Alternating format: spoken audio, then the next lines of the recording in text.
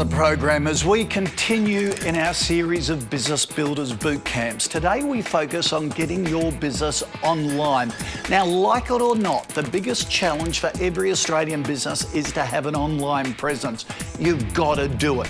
So I thought we'd kick it off with the big picture. Recently I visited Google's retail online guru, Ross McDonald, and asked him to put it all in perspective for us. Set the big picture for us. How big is online retailing in Australia and how much is it growing by? Yeah, sure. Look, it's certainly growing. Industry estimates are around 15% year on year in terms of growth of sales. Currently it sits about 5% of our total retail sales. There's some things that don't sell online, restaurants for example, but for many packaged goods, for products, for clothing, for electronics, for homewares, a lot of that stuff is moving online very quickly. The take-up by Australian small business to go online, is it good? Yeah, we see hundreds and thousands of small businesses coming online, certainly using our products and our services. And I think it's a real growth area for small business, is to really think about how online can be part of the businesses that people run. See, a lot of small business owners at the moment are whinging about their customers buying online offshore. Now, my argument to them is, don't whinge about it, join them, go online yourself. Is that a good thing to do? Yeah, look, I think that's the big opportunity. Australians are used to banking online. Many of us book travel online, and shopping is sort of the next step, if you like, in that online journey. There's a whole lot of work that shows that Australians would love to shop from local retailers. We get to see them type it into Google. We've got all sorts of consumer surveys that point out people would prefer to shop from Australian retailers. So if Australian small business gives local people an option, that's the opportunity. Ross has such enormous knowledge, I decided to share him. Trudy and Erica run hardtofind.com.au. It's a website that offers really unique specialty gifts and homewares. Now, Trudy and Erica come from a magazine background. They know how to market them. They're not quite sure how to market online, and Ross has some terrific tips. Ross, we've done quite well with our business thus far, but it's really been based on our knowledge of traditional PR and marketing coming from magazines. What we really need to understand a lot better is online marketing, growing our database, growing our business. I mean, we're an online site, but that's where we're really lacking knowledge. Sure. And look, don't beat yourselves up. This is an area that changes really quickly, and often it's difficult to keep ahead of the trend. So the first thing, and I think you're doing that right, is to really focus on your customer, what the customer wants. And at the moment, you're doing that by thinking about what sort of products you have. Think about your customer in online marketing terms. How will your customers find you? What we know from our research is that most people who end up at a website have started at a search engine. So can people find you when they search for you on a search engine? If they type in your brand name, can they find you? If they type in some of your best products, can they find you as a solution for those products? So think about it from customer terms, and then all the other marketing pieces become a lot easier. And Ross, you mentioned earlier that part of the online retail experience should feel like walking through an actual store. Can you give us some tips on how that works best? Yeah, sure. One of the things that we really recommend for businesses to do is install what we call analytics software in the background. What that does is measures how people come into your website, what they do at your website, how long they spend there, what things they look at, and what they do once they've left. So we really encourage people to install analytics software. Google has a free analytics package, Google Analytics, funnily enough. I was just about to ask if it was free. Yes, it's free. Working with the people who design your website, you can ask them to install that particular program, and that will give you the information then to understand what is it that people are doing at your website. And then as you change and grow and test, experiment new things on your website, you'll be able to measure the impact. And that'll give you some great information to make better decisions and ultimately grow your business. After the break, I introduce the Hard to Find girls to the best online retailer in the business for some great advice.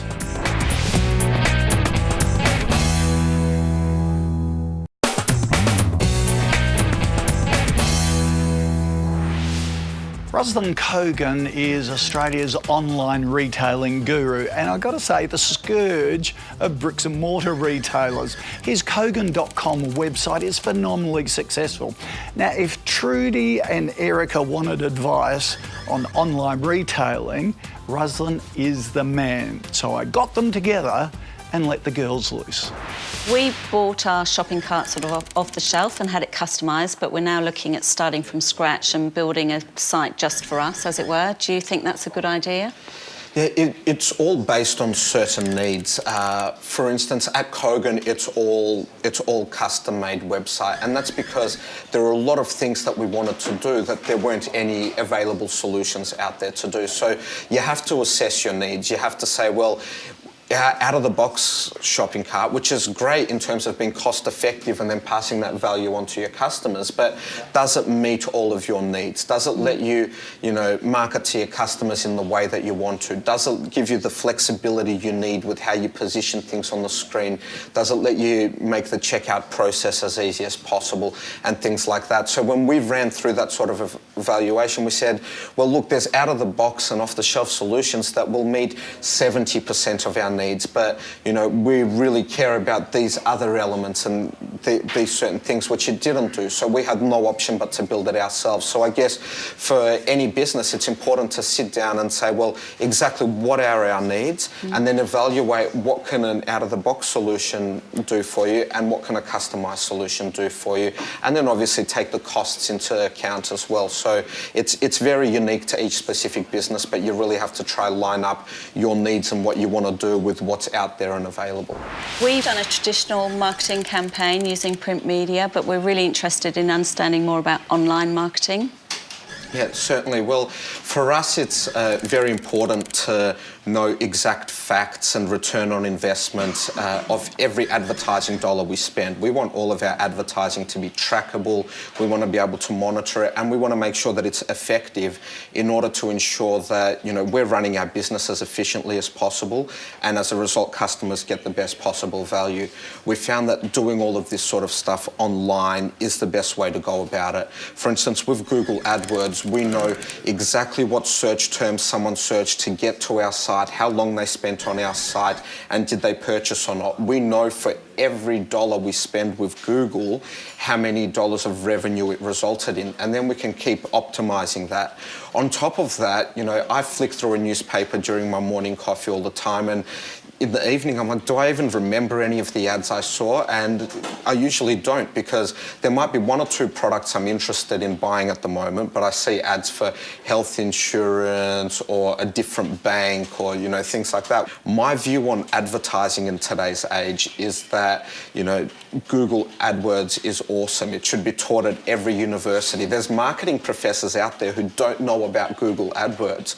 I'd say that a 19-year-old kid who knows about Google AdWords in today's age is a better marketer and more qualified in the field than the professor at a university. We believe we have quite a unique product offering.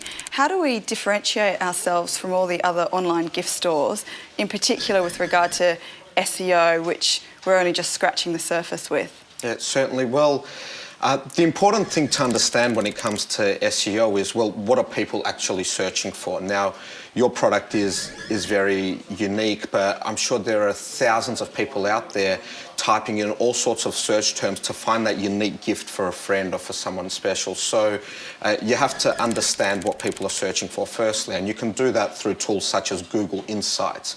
You can see which terms are getting searched for the most, what are people looking for, and then the important element of that is to implement those terms on your website. So really what you're trying to do with your website is find out, well, what are people looking for, and giving them exactly that. Now, Google is getting smarter and smarter all the time. People used to try and trick Google to make their site come up at the top of search results. That's not possible anymore. So what you need to do is ensure you've got all the right content on your website. You need to ensure that you're calling things the right thing. Like, for instance, we had a coffee machine launch recently, and we found that more people are searching espresso machine than coffee machine. So you have to make sure that you market your product in the way of what people are searching for. Well, the girls certainly made the most of their opportunity, didn't they? After the break, using social media to build brands and sell product.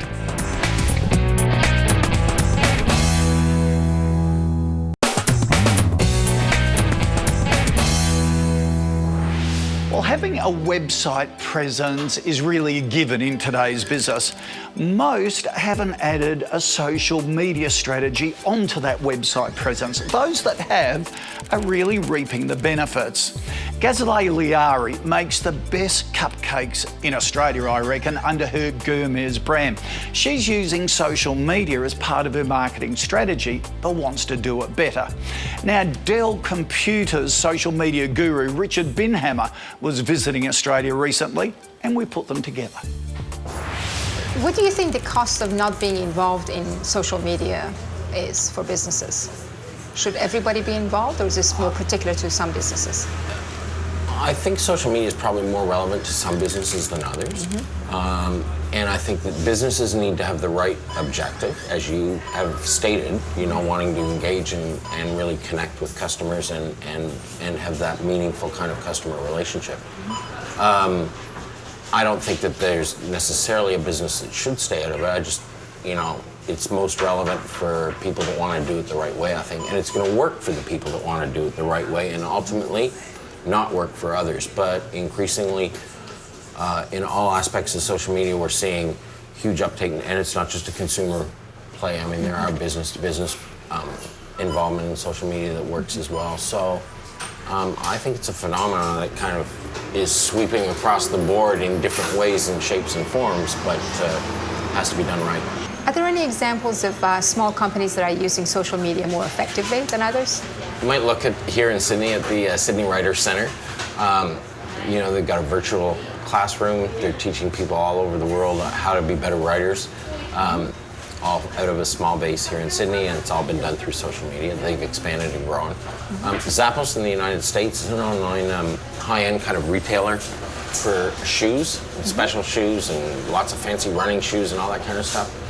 I think they're based out of Las Vegas, but they're really interesting. If you search the web for Zappos, you'll find some really interesting stuff about how they really just empowered all of their employees to become really good tweeters, and they're engaged with their customers all through Twitter, just kind of all the time. They're all over the place.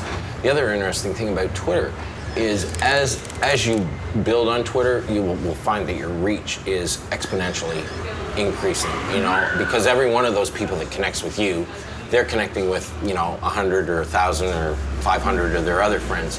So there's a huge exponential kind of reach for your business that you aren't even aware of. And just recently we had a situation where Conan O'Brien had tweeted that he had reached 1 million followers, and that he was in the realm of Twitter gods like Oprah Winfrey and Ashton Kutcher and Dell Products. And Michael Dell tweeted back to him and asked him if he'd like to be tweeting with a Dell streak. And that conversation between those two reached, because we did it, you know, through our search mechanisms and everything else, reached 34 million people. Amazing. So, you know, the extent of your voice and extending your marketing reach all through others becomes very powerful on Twitter. The other thing that you might want to look at is video. YouTube is the second largest search engine in the world now, and increasingly video is very much on the upswing. So while the web, you know, it's part of the web becoming much more interactive and visual and not just text-based. But so video is very much on an upswing in terms of use in social media. As you well know, you can see videos on Facebook, also on YouTube. You could have a YouTube station for your cupcakes. Once a week feature, you know, cupcakes of the month, or someone in the kitchen making them, or a special way to do the icings, or a special way to apply the, you know, what looks so beautiful in your showcases here. One of the ideas that we have that I'm hoping that we can kind of leverage social media for is to find a way that we can solicit input from our customers, from our target market, in terms of what it is, what kind of things they like to see us, you know, improve, what kind of flavors they like to, you know, have introduced, and because it's a very powerful way of kind of getting, you know, direct input from your target market real time. At Dell, we had something called Ideas Storm, you know, where we solicited our customers' input and then acted on their ideas and suggestions. You might, and it doesn't have to be formal like we have, you can do it on Facebook. Facebook has a poll feature where you could run polls, for example. And so your fans get to come and vote, and you could run a poll this week on favorite flavor of the week, best store of the week, best reason to buy, the biggest reason that you buy cupcakes, or the most interesting reason to buy cupcakes. You might do all of those kinds of things to start to, again, engage people, but also get their ideas. What flavors do they want to see? Give them 7 new options, or let them write in new options. And if you then implement one of those options, you could reward that fan on Facebook or the person on Twitter with, extra half dozen on their next dozen purchase, or whatever the case might be, something like that. And that way you're both engaging, so you are getting the engagement going, but you're also getting input and acting on their suggestions, so you're listening and hearing, and ultimately you're delivering actually what your customers want. After the break, how to make your website more discoverable.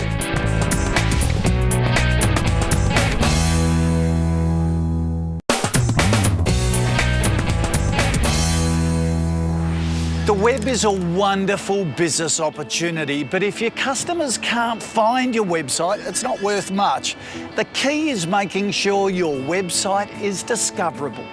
Ross, it sort of feels, the whole online space to me feels quite daunting. I don't really know where to start with our business. What's the first thing? I feel like we've got this really long list of things that we need to do. What's a priority? Yeah, look, I think the first thing is your discoverability. Can people find you? And that's going to be a mixture of making sure that your organic results work properly for you, as you pointed out before. And that's really about making sure you have lots of relevant information for your particular customers and shoppers. Are they looking for product information? Are they looking for specifications? Are they looking for customer reviews? What sort of relevant information can you give to those people? And that's going to be your long-term strategy around your organic results. The second thing then is to think about what active marketing things can you do using something like our AdWords product, the sponsored links. So what active new ranges can you talk about? Promotional price, promotional points, special things you have, events happening in store, using those sort of things. So I think it's about thinking longer term, what are going to be the things that are enduring for your customers, and then also what are the more promotional, more active marketing things you can do to bring people on board. And of course, as your experience grows and you're tracking these results with your online analytics packages, then you can see what's working for you and continue down that pathway. At Hard to Find, obviously customer service is really important to us. We want everyone to have a great experience every time. If they want to get in touch with us, do we have to have a phone line, or can we just do everything online? I think it's important to give your customers as many options as possible. Online, you have to practice first-class service like we do at Kogan. For instance, we've got live chat support. You can ask us questions in our blog, Facebook, Twitter. You can call us, you can email us. Give your customers as many options as possible. Online, it's now easier than ever for people to review your business and to say what they thought of your customer service. People just do one Google search for Hard to Find and they can read what everyone said. It's the equivalent of a massive shopping centre like Chadstone giving every customer a megaphone and saying, hey, the moment you're upset with any service in any store, start shouting and start telling everyone. That's what, when someone goes along to Google and types in Hard to Find and reads about your service, that's what they get to see. So you can't afford anyone posting anything negative about your business anywhere, and that means that you have to do first-class service. You have to be as open and accessible as possible, and down the track you can review it. If you see that you've got a telephone but no one's calling it, then you don't have a telephone line. But initially you have to make it as easy as possible and give as many options to your customers as possible.